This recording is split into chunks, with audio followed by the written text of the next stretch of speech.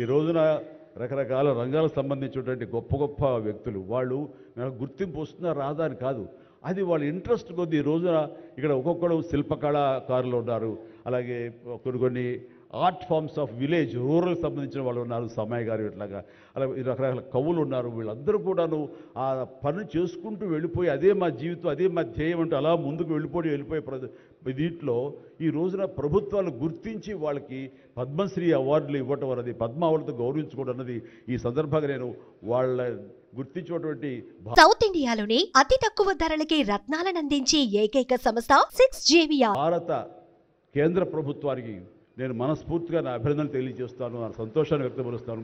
దీనికి మరీ ముఖ్యంగా మన ప్రియతమ నరేంద్ర మోడీ గారు ప్రధానమంత్రి, ఆయన దీన్ని గుర్తించి అలాగా ఇవ్వడం జరిగింది. ఇక్కడ ఒక విషయం చెప్పొచ్చో చెప్పకూడదో తెలియదు, కానీ ఒక విషయం చెప్తాను. మధ్యాహ్నం నాకు అవార్డు మీకు ఇవ్వాలనుకుంటున్నాము, మీకు మీ కన్ఫర్మేషన్ కానీ మీ యొక్క ఆమోదం మాకు తెలియాలంటూ హోమ్ డిపార్ట్మెంట్ నుంచి ఫోన్ ఇచ్చినప్పుడు ఒక షాకు లోన్ అయ్యాను. అప్పటికి ముందు నుంచి స్పెక్యులేషన్స్ ఉన్నాయి, కానీ నాకు ఇవన్నీ కూడా వస్తాయి లేవో అనే దాని మీద ఎప్పుడో మీమాంస ఉండింది నాకు. వాళ్ళు చెప్పగానే సంతోషించాను. సో ఈవినింగ్ ఎన్నింటికి వస్తుందని వాళ్ళు 6-7 o'clock వస్తుంటే అప్పటి నుంచి అలా టీవీలు ముందు కూర్చున్నాను. సో కొంతసేపు చూసేసరికి రాలేదు ఆ వచ్చినాయి అని గబగ నేను సర్దుకొని కూర్చుంటే ముందు పద్మశ్రీ అవార్డులు ఒక 34-36 వచ్చినాయి. ఆ తర్వాత నెక్స్ట్ మందే కదా అనుకుంటూ అందరూ సర్దుగా రెండు పిల్లలు గొడవ చేయకుండా కూర్చోండి రే ఇష్యూగా నా పేరు వస్తుంది అంటే కూర్చాను. అరగంట అయింది రాలేదు, గంట అయింది రాలేదు, గంటన్నర అయింది. ఆహా ఓరి బాబోయ్ ఏంటిది, ఏదైనా మళ్ళీ ఏమైనా మారుస్తారా, మనకి వచ్చే అవకాశం లేదని చిన్న మీమాంసలో ఉన్నారు. ఆ తర్వాత వచ్చిందనుకోండి. ఆ తర్వాత ఇదే డౌట్ నేను మన వెంకయ్యనాయుడు గారి ఇంటికి వెళ్ళి నేను ఆయన గౌరవంగా ఆయన సన్మానించుకున్నప్పుడు ఆయన ముందు చెబితే ఇదంతా కూడా నరేంద్ర మోడీ గారు ఒక ఆలోచన అండి. పద్మశ్రీ అవార్డులు చాలా బడుగు బలహీన వర్గాలకు సంబంధించినటువంటి చిన్న స్థాయి కళాకారులకు వచ్చింది.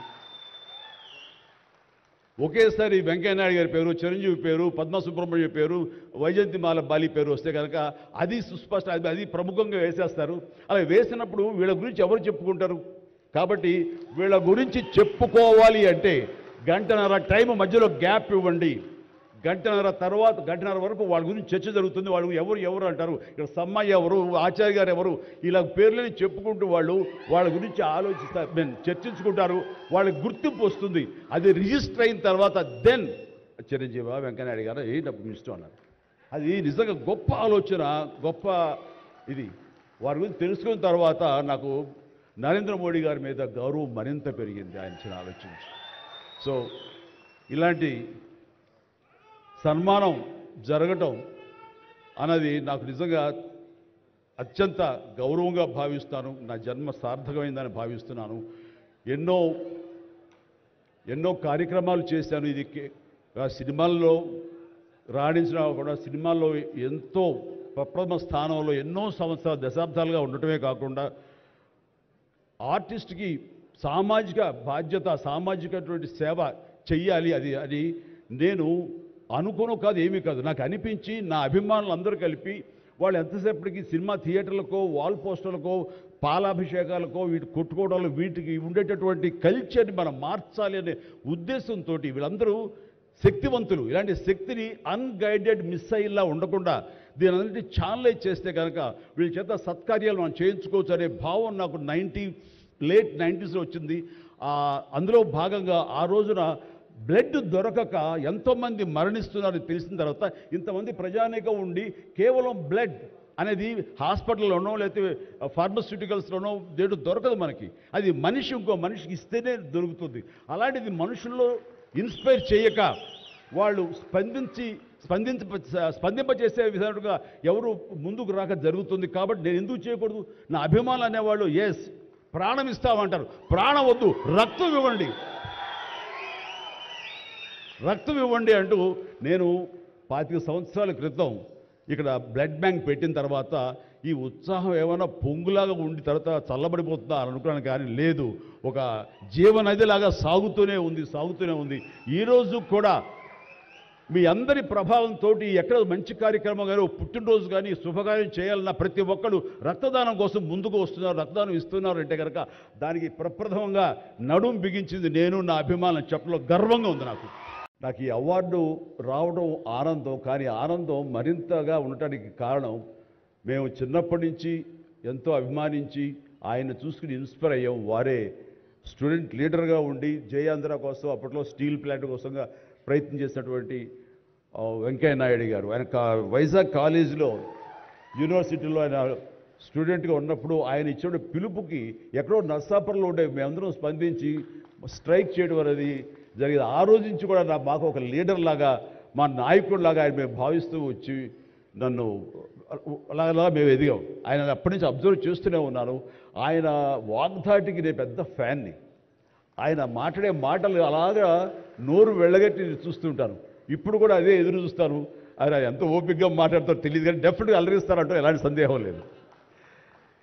సో ఆ రోజు నుంచి ఈ రోజు వరకు కూడాను ఆయన రాజకీయంగా ఒక హుందాతనంతో రియల్ స్టేట్స్మెన్ ఇన్ పాలిటిక్స్ అన్నది ఆయన నిర్మాణాత్మకంగా అలా ముందుకెళ్తూ ఈ రోజున అత్యున్నతమైన పొజిషన్ మాజీ ఉపరాష్ట్రపతిగా ఆయన నిర్వహించి తన బాధ్యతలు చేశారు. కానీ ఆయన ఎప్పుడూ మదనపడుతుంటారు. నాతో కూడా ఆయన షేర్ చేసుకున్నారు.